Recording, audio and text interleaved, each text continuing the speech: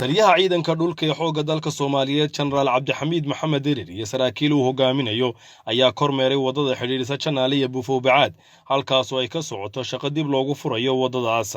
Wadadan ayay nabadiid ku jareen ka hor intii aan laga xoreyn deegaanka Janaale iyagoo uga go'lay inay jaraan isku socodka gaadiidka kana cabsi qabay ciidankii xoogga dalka Soomaaliyeed.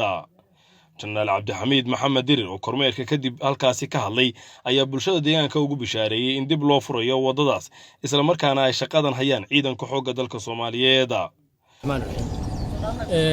maanta oo aan taaganahay wadadii u dhaxaysay Janaale iyo Buufo oo in muddo ah ay cadowgu ay xireen si ay dadka isu socodka iyo ay u diideen inaan ummaddu aysan isu socon.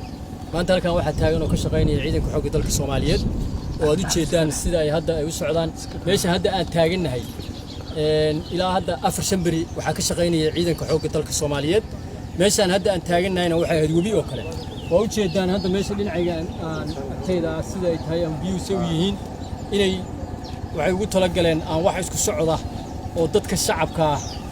in aysan labada oo magaalada Janaale iyo Buufo deganaysan wax isku socda aysan sameyn waxay ka qodeen god weyn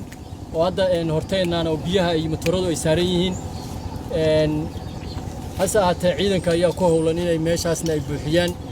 oo ay ka shaqeeyaan muddo 4 cisho meelahaasna hadda ciidanku waa ka shaqeynaya meesha habeen iyo maalin waa la taagnaa biyihii iyo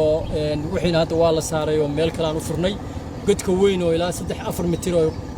dherer iyo hoos oo ilaa 3 mitir oo qodeenna inaan buuxinaan rabnaa hadii Allah wadmo si isku socodkii iyo ay u soo noqoto si dadka shacabka ay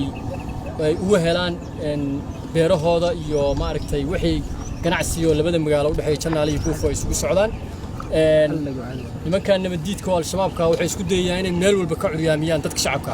annagu marka waxaan sameynaynaa ma nihin difaac kaliya inaanu dadka difaacno laakiin inaanu dadka shacabka ah dhibta la qaybsano oo aan u shaqeyno